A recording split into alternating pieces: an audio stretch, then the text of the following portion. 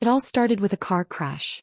I was in the passenger seat, headphones on, half listening to my brother, Liam, talk about some internship our mother was pressuring him to apply for. The other half of me was lost in music. Then, out of nowhere, the screech of tires, a violent jerk of the wheel, and the sound of metal colliding, tearing through the air like a scream. I remember the blood. My blood. The searing pain. Shards of glass embedded in my skin. And then darkness swallowed everything. When I woke up, I was lying in a hospital bed. My body felt broken and empty, literally. The doctor told me I had lost a kidney. And Liam? He walked away with a few scratches. He was fine. He could walk. And from that moment, everything changed. Forever. I woke up under cold fluorescent lights, overwhelmed by the sharp smell of antiseptic. My body felt like it had been torn apart and stitched back together poorly. Tubes ran through my arms and my chest felt like it was being crushed. I tried to breathe, to move, but only managed a weak moan. A nurse noticed I was awake and called the doctor. A moment later my parents walked in. But there were no tears, no rushed hugs or trembling hands. My mother spoke only one sentence, to the doctor, not to me. She's awake. My father wouldn't meet my eyes. No one asked how I felt. No one seemed relieved that I was alive. I asked about Liam. My mother replied flatly, he's fine. Just minor injuries. Then silence. Me. I was left alone, in pain, in a loneliness I had never known before. One night, when the pain wouldn't let me sleep, I lay still with my eyes half closed and heard whispers outside my door. It was my mother's voice. If we take the other kidney, do you think she'll survive? I froze. The doctor replied firmly, no. She's already lost one. Taking the second one, that would be murder. Silence. Then my father interjected, but Liam needs it. He has a future. My mother added, like she was talking about a broken object. She has nothing. Doesn't know what she wants, can't run, can't lift. Sacrificing her makes sense. I held my breath as tears streamed down my face. They were planning to kill me, not because they had no choice but because I was not worth it. I had thought I was just abandoned. But the truth was far crueler. The next morning, with a hoarse voice and trembling hands, I whispered to the nurse, I don't feel safe. She nodded without asking much, her expression suddenly serious. An hour later, a woman named Judith walked into my room, carrying a notebook and speaking in a voice that was strangely warm. I told her everything, the conversation I'd overheard, the lifeless eyes of my parents, the fear rooted deep in my chest that I wouldn't survive if I stayed. Judith didn't ask too many questions. She just said, "You've been very brave." That very day a complaint was filed. A protective order was granted.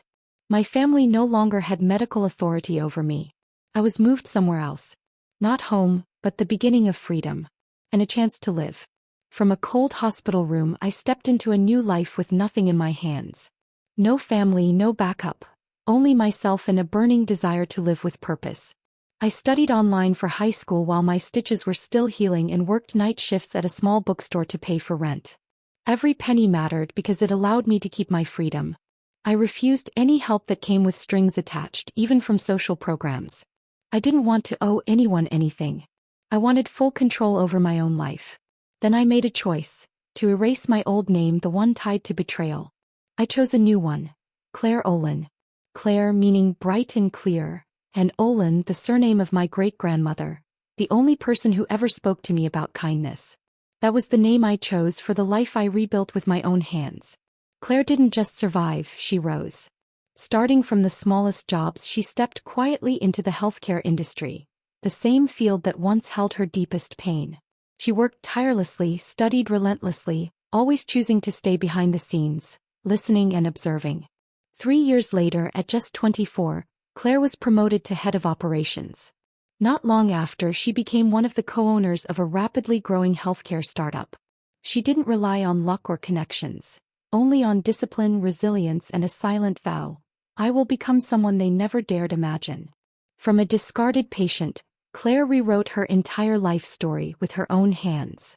One day, the name Liam appeared on Claire's desk, her brother from the past, now applying for an executive role at the very company she co-owned.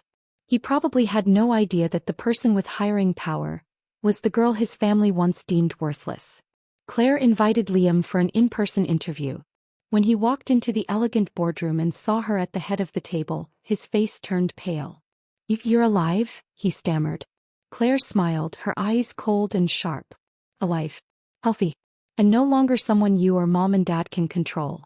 She laid bare the past, forcing Liam to face the truth.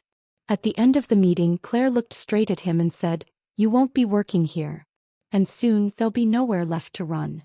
As Liam left the room angry and humiliated, Claire remained seated, calm but commanding.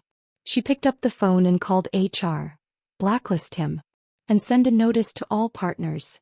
No one is to hire that man." It wasn't revenge with blood or tears. It was closure built with success and power. The final chapter, closed once and for all. That night, Claire returned to her small apartment by the lake. Not luxurious but quiet and full of light. A gentle breeze danced across the balcony and the lake shimmered, reflecting the woman she had become. Strong, unchained from the past. Claire didn't need gratitude. What she had was freedom. And peace. Years after the accident, an email from the old hospital brought Claire to tears. Not from pain but from recognition. Because of the complaints and evidence she had provided, the hospital had officially implemented a new policy named the Claire Protection Protocol. A system designed to safeguard underage patients from being coerced into organ donation by their own families. It wasn't just a law, it was a symbol of the moral awakening of an entire industry. It prevented others from suffering the same fate Claire once faced. She read the email on her balcony where she often sat each evening. There was no anger in her heart anymore, only a deep sense of peace, because finally her pain had become something meaningful. From a victim, she had become the reason others were protected. A week after Liam was blacklisted, Claire received a letter with no return address. But she recognized the handwriting immediately. It was her mother's. Inside were desperate pleas.